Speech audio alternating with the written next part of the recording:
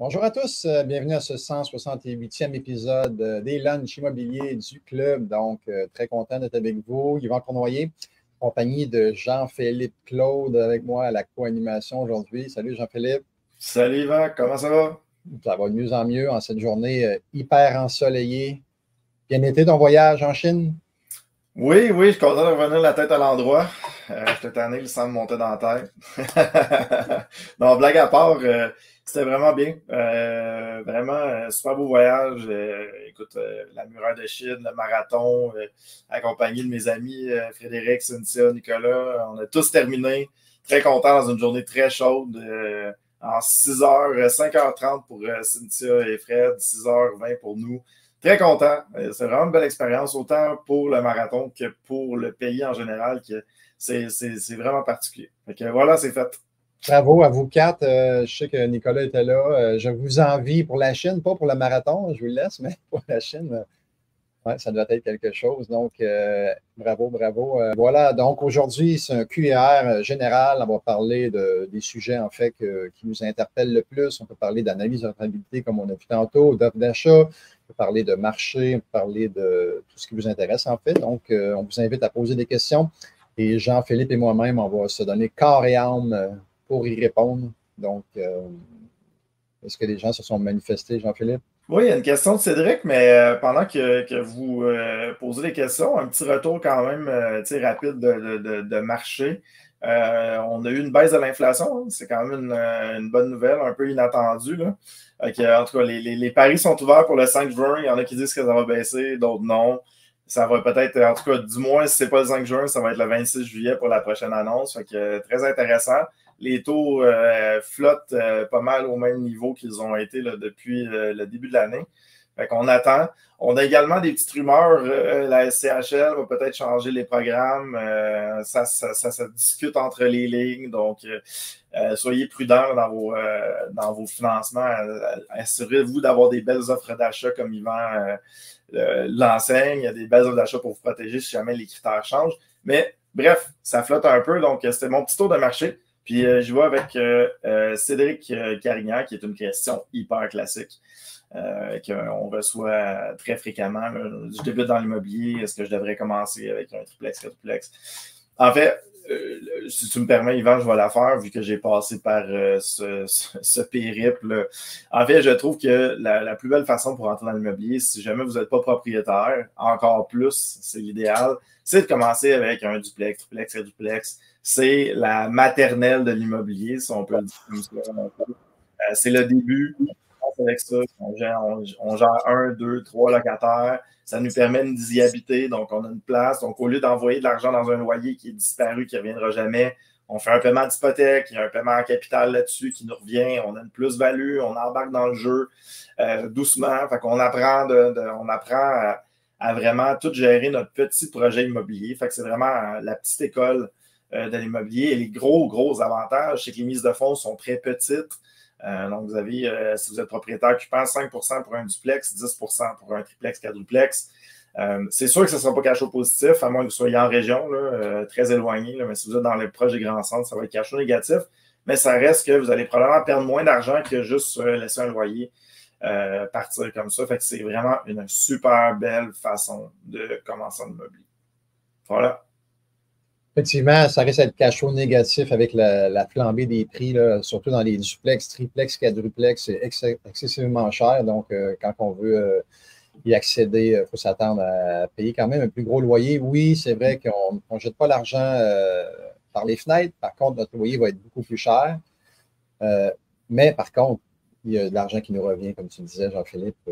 Et la plus-value va être plus grande aussi que sur une maison. Parce que tu achètes une maison à 400 000, tu achètes un immeuble à 800 000, mettons, je sais pas, un quadruplex. Ben, tu vas prendre la valeur sur 400 000, sur 800 000 et tu vas capitaliser aussi sur un plus gros prêt.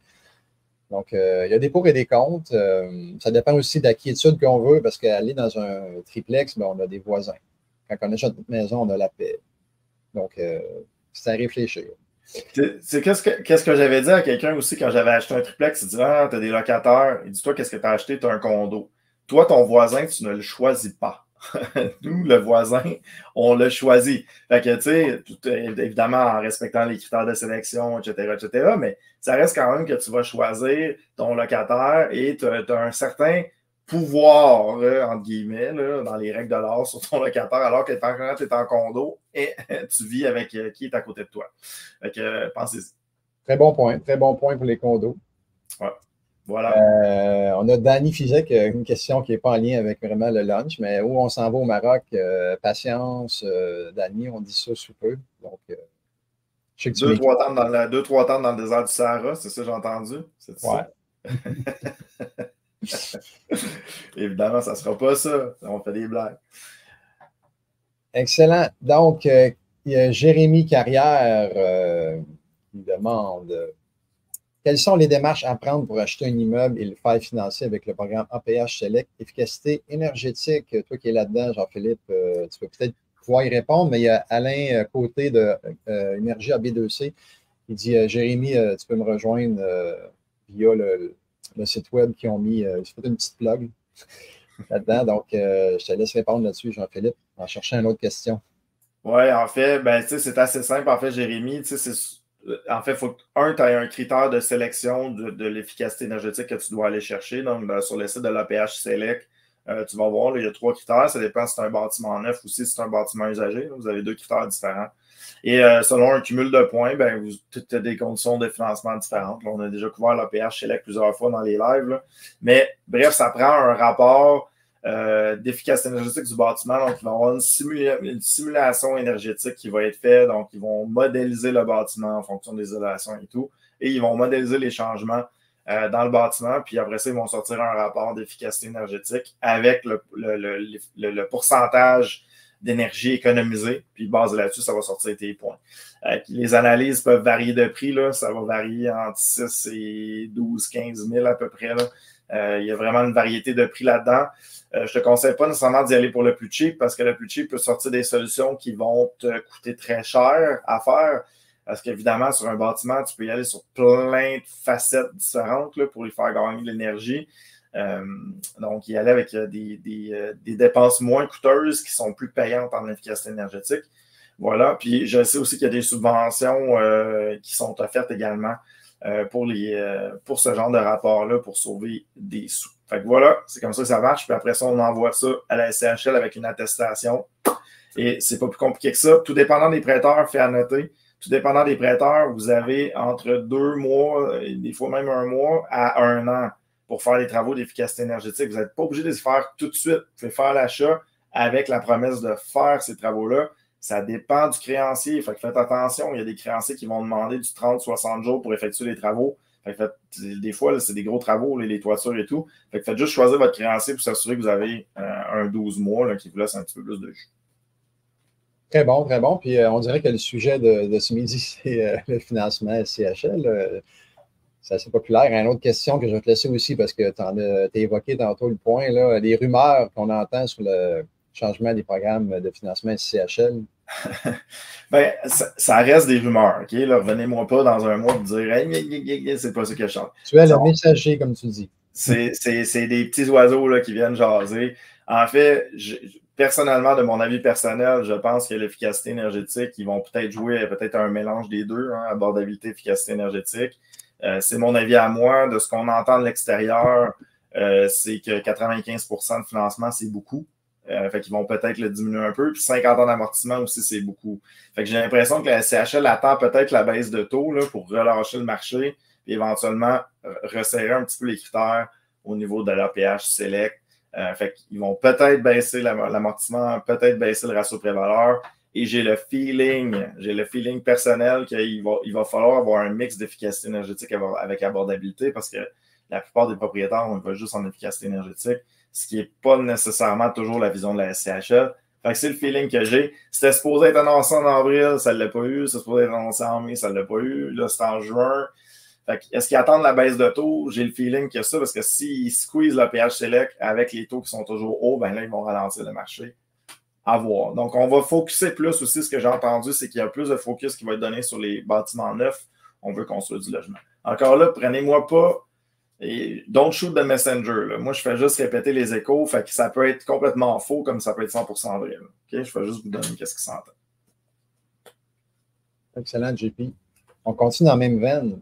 Caroline Boucher qui ne peut pas clasher aujourd'hui. Subvention pour les frais d'études d'efficacité.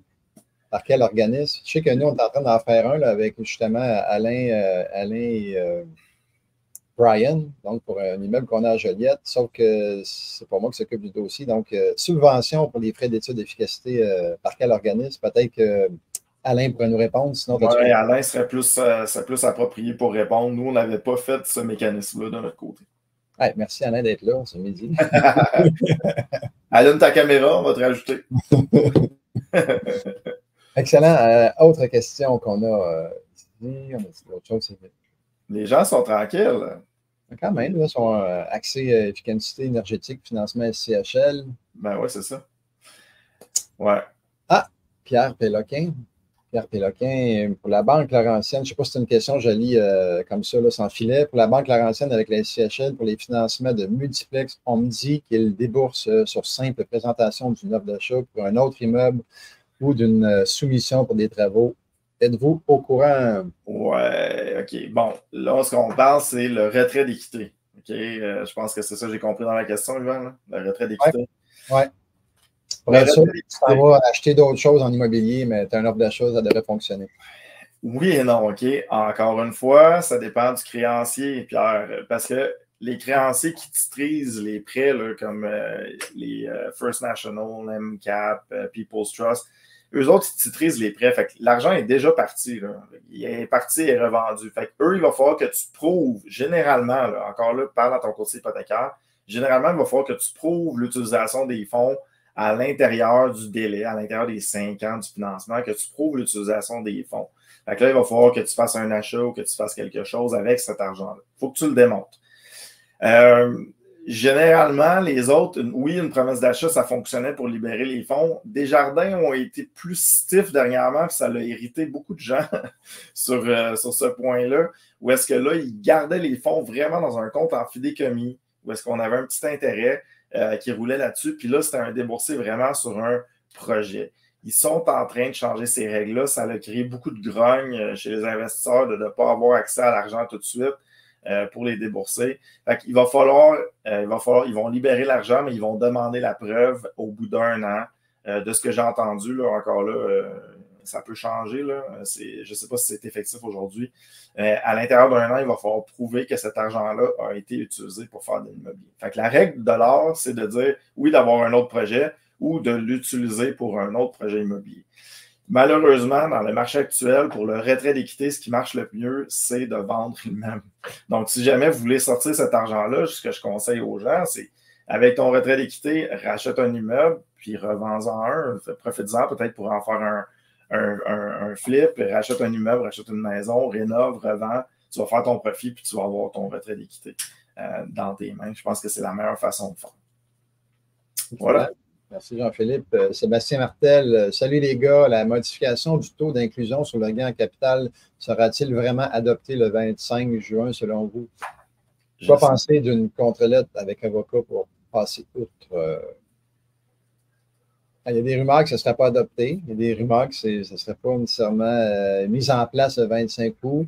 D'après moi, ça va se faire, mais c'est vraiment une opinion personnelle. As-tu d'autres échos, toi, Jean-Philippe? Ben, je sais qu'ils l'ont séparé du projet de loi, et qu'ils ont fait un projet de loi à part. Est-ce qu'il va être adopté? En tout cas, s'il n'a pas été adopté, le gouvernement a fait une belle passe de cash en faisant peur à tout le monde. Puis là, tout le monde s'est mis à vendre les actifs. Écoute, j'ai l'impression que oui. Ça va être adopté, mais ça a été séparé. Je ne sais pas pourquoi rendu là. On est rendu en politique. Puis après ça, juste répondre à ta deuxième partie, Sébastien, avec une contre-lettre. N'oublie pas que ta contre-lettre, tu la divulgues à qui? Au gouvernement. Fait que je ne pense pas que tu vas t'en sortir avec une contre-lettre. Là, on va recevoir Patrice Ménard de PMML au mois de juin à Montréal qui va venir nous parler d'une mise à jour du marché. J'ai hâte de voir s'il va y avoir des statistiques sur les mises en vente ou les listings d'immeubles qui sont émis en vente par rapport à cette annonce-là que le gouvernement a fait. Donc, je ne sais pas si les gens se sont vraiment précipités suite à ça ou ils ont dit, je n'aurai pas le temps de vendre d'ici le 25, fait que je vais passer out, je vais passer outre. c'est à voir. Je peux me permettre parlant de Patrice, j'ai eu la discussion avec lui à ce niveau-là. Là, je vais répéter les paroles de Patrice qui répète les paroles d'un fiscaliste. OK? Fait que là, j'ai zéro avis fiscal là-dessus. Mais il y a 4 fiscalistes différents que PMML a contactés. Il pourrait peut-être en parler, Patrice. Il y a 4 fiscalistes différents qui ont été contactés. Et c'est une possibilité que si votre contrat de courtage a déjà été signé avant l'annonce de la loi, il y aurait une possibilité de dire que la transaction a été délayée, mais que l'intention de vendre était déjà là. Donc, allez voir, faites juste ouvrir la porte avec votre fiscaliste si vous êtes capable d'aller ouvrir cette porte-là. Je le répète, ce n'est pas un avis fiscal que je vous donne, je fais juste vous en les échos de ce qui est entendu. Fait que si jamais vous avez signé, par exemple, votre contrat de courtage avant, puis vous aviez l'intention de vendre, bien, vous ne trichez pas la loi. Si vous signez votre contrat de courtage après l'annonce, bien là, il y a une tentative de tricher la loi. Fait que, je le répète pour la 3e fois, ce n'est pas un avis fiscal. Faites juste en parler avec votre juriste, voir si la condition peut s'appliquer, mais ça pourrait se faire. Ce qu'on voit aussi beaucoup dans le marché, puis j'arrive avec la... Bon, ben voilà, Richard, ils sont en train de faire beaucoup de transactions là-dedans, puis très intéressant. Merci, Richard. La dernière chose que je voulais dire aussi, qu'est-ce qu'on voit beaucoup, parce que les délais de transactions immobilières, on ne rentrera pas dans des délais. Mais ce qu'on est en train de jaser de notre côté avec beaucoup de propriétaires différents, c'est des achats d'actions. Parce que les achats d'actions peuvent être faits beaucoup plus rapidement qu'une transaction immobilière sur le notaire avec les titres. Donc, ça se parle beaucoup, là, donc les transactions par action se font. Voilà. Il reste à savoir, justement, si tu achètes des actions, là, tu achètes l'immeuble, une grosse vérification, justement, à faire par rapport à la société. Exact. Juin, parce que ça prend une bonne vérification, comme on sait. Il y a des gens qui se sont manifestés durant les... Question en rafale, facile au niveau de Caroline. Est-ce qu'on peut utiliser l'équité d'un prêt SHA pour faire des travaux? Peu importe ce qui vient après être travaux, si c'est en immobilier, c'est accepté. Okay? Fait que oui, tu as le droit de prévoir les retraits d'équité pour faire des travaux, okay? Tant que c'est dans l'immobilier. Si c'est des travaux sur ton motorisé, Caroline, ça passe pas. Hey, Jean-Philippe, on avait-tu annoncé que c'est à la SCHL? Vraiment, là? Quoi ça? Est-ce qu'on avait c'est une question à la SCHL? Il faut dire que les financements en ce moment, c'est pas mal le nerf de la guerre avec le taux d'inclusion du gain en capital. C'est pas mal les sujets de discussion. Fait que on y va avec une autre question SCHL rapide. Pour les refinancements, les banques différentielles, les fonds, mise de fonds, frais de travaux, profit. Oui, Jean-Luc, dans le fond, quand tu vas avoir ton certificat SCHL, ils vont te définir c'est quoi ta dette, c'est quoi ton montant, c'est quoi considérer ton retrait d'équité. Ça va vraiment être spécifié dans ton certificat SCHL, qu'est-ce qu'ils vont te demander. Fait que ça, c'était rapide aussi. C'est vraiment défini, c'est écrit le retrait d'équité dans le certificat. Voilà, puis j'en avais une dernière en rafale qui, Pierre, malheureusement, donne un peu la tendance du marché aussi là, pour les retraits d'équité actuellement.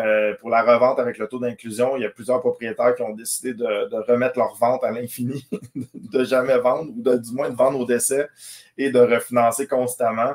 C'est ce qu'on voit aussi. Là, les gens ont décidé de dire, ben rendu là, je vais juste garder mon immeuble, je vais le refinancer parce qu'on n'oublie pas qu'un refinancement, c'est libre d'impôt, hein, c'est non imposable. C'est une dette qu'on doit. Fait qu'on fait juste prêter de l'argent. Fait que c'est pas un gain. Fait que ça s'en vient net dans nos poches quand on a un retrait. Puis les banques, Pierre, comme j'ai dit, les financières, tu peux parler à ton courtier hypothécaire, là, Pierre, mais généralement les financières, tous ceux qui titrisent les prêts, là, les financières ontariennes sont généralement plus lousses sur les retraits d'équité. N'oublie pas que tu dois le démontrer quand même, Pierre. OK? Voilà. Question rafale.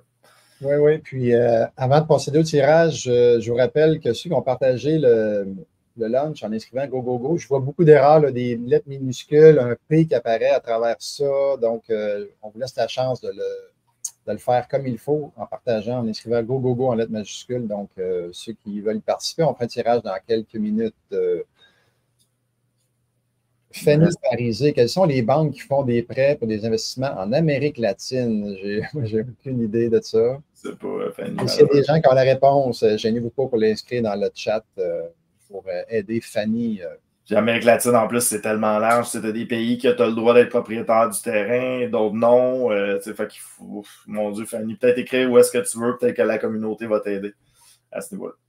Ouais. Fanny, en passant, tu es membre du coaching, donc tu fais partie du groupe secret où il y a 2300 personnes. Fait que je t'invite à aller dans le groupe, poser la question, et peut-être quelqu'un là-dedans qui a vécu l'expérience et qui pourrait en fait te répondre. Une petite dernière avant les tirages. Ben ouais, Caroline, vous avez été discret, vous étiez en écoute aujourd'hui, Quand les gens. même. C'est correct. Ça a été des questions SCHL, SCHL, SCHL. C'est pas mal les questions.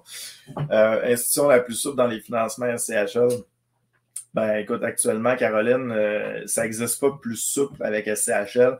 En fait, malheureusement, c'est qu'on envoie, ben malheureusement, c'est le système, on envoie le souscripteur bâtit ce que le financement a le droit d'être et renvoie ensuite le dossier à l'institution financière.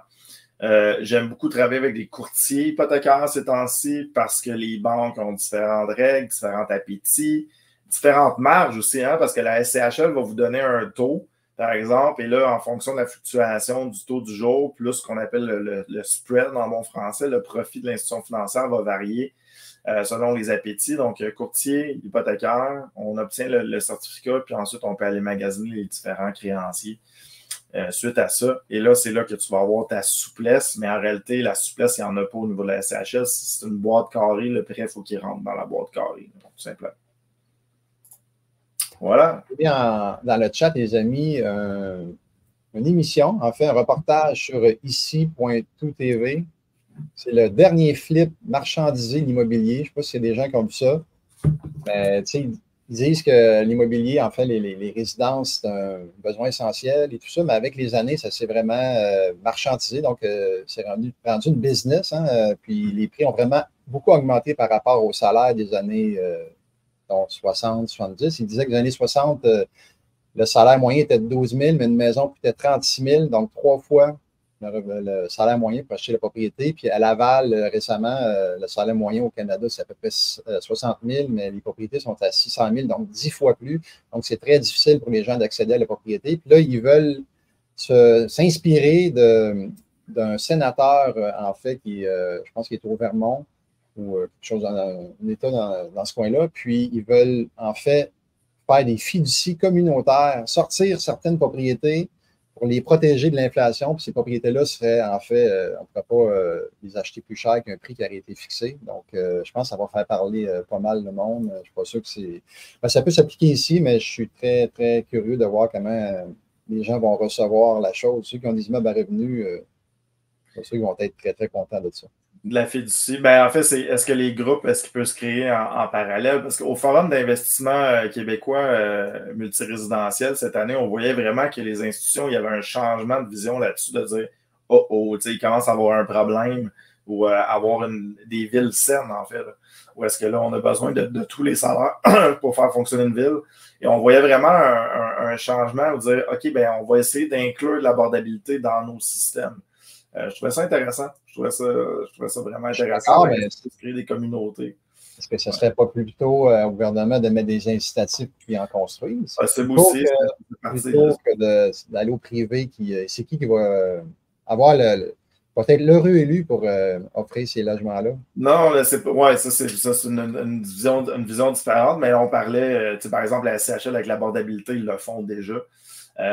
Où est-ce qu'il y avait de l'abordabilité, mais on voyait, il y avait Construgep aussi, qui construit pour Groupe Mac aussi, qui était là, qui avait fait aussi des projets d'abordables. Tu sais, de dire, OK, on va peut-être faire un petit peu moins de profit sur ceux-là, mais on va rajouter une touche sociale.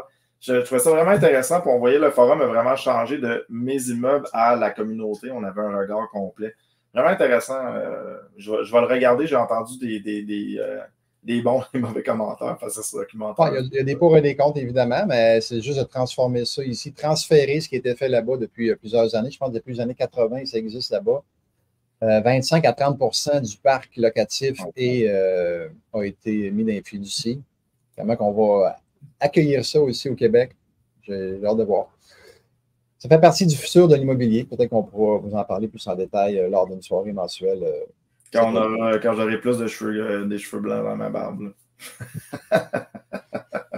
Hey, excellent. On va procéder au tirage en ce midi 33. Ça file, hein? Le temps file. Donc, premier prix qu'on fait tirer, c'est 250 $ de rabais applicable au programme Élite. Il est encore temps en passant de joindre ceux qui veulent le faire. C'est l'avant-dernière chance de joindre le groupe et celle qui va peut-être pouvoir joindre le groupe en appliquant son 250 $ de rabais. C'est Vicky Chabot. Donc, félicitations, Vicky.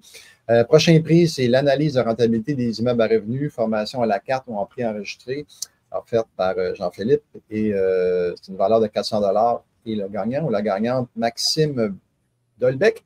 Donc, félicitations, Maxime. Et le troisième prix, l'art de faire des offres d'achat créatives, une valeur de 250 $. C'est gagné par monsieur et madame Frank Prunel. Donc, félicitations à nos trois gagnants. On contacte Julie au service à clientèle, soit au 450-679-0261 ou on la contacte via notre site web. Elle va vérifier que vous avez bel et bien partagé et elle va vous octroyer votre prix. On a quand même fait tirer pour 1 000 $ de valeur ce midi, donc toujours payant de venir poser des questions lors des lunchs immobiliers ou d'y participer. Donc, félicitations à tout le monde. Jean-Philippe. En plus que c'est gratuit, imagine. En plus. Bon rapport qualité-prix. C'est un très bon rapport qualité-prix. Mot de la fin pour toi? Oui, comme mot de la fin, je vous dirais, restez dans l'action tout le temps. Ça brasse beaucoup. Restez connectés, restez aux échanges. Ça brasse dans les règles fiscales, ça brasse dans les financements. Fait que restez dans l'action, restez au courant, venez aux soirées mensuelles, jaser à des investisseurs immobiliers. Beaucoup de choses qui se trament, beaucoup de choses qui bougent. C'est un marché très, très actif. Et dans un marché très actif, il y a souvent des belles opportunités. Fait que restez actif. Excellent. Hey, merci, JP, pour ce lunch. La semaine prochaine, on se revoit à même heure, même poste pour le 169e. On va recevoir, en fait, Gabriel Gay. Donc, j'ai perdu mon écran. De vous retrouver. Gabriel Gay qui sera là de Flowtech et elle va nous parler en fait d'une nouvelle technologie qui est apparue depuis quelques années, mais qu'on retrouve beaucoup dans les condos en fait, mais qu'on peut installer chez soi ou dans nos immeubles locatifs. C'est des petites capsules qu'on met à des endroits stratégiques, en dessous, par exemple, des lave-vaisselle, à côté des tanks d'eau, tank à eau chaude, où il peut y avoir de l'eau en fait qui pourrait couler et on est branché Bluetooth avec ces pastilles-là et si jamais il y a un dégât d'eau, ça nous avertit. On peut même fermer la valve principale. Donc, petit gadget, mais qui peut être fort utile, qui permet en fait de réduire le prix de nos primes d'assurance, éviter des dégâts d'eau qui sont souvent coûteux. Donc, c'est la semaine prochaine, même heure, même poste. Donc, merci beaucoup à tous. Merci Jean-Philippe. En espérant que tu es encore là parce que je ne vois plus personne. Donc, es-tu là, Jean-Philippe? Je suis toujours là. Là, OK. J'ai un petit glitch avec mon écran. Donc, merci beaucoup d'avoir été là, tout le monde. On se revoit la semaine prochaine. Et go à tous. Merci. C'est bon. Salut.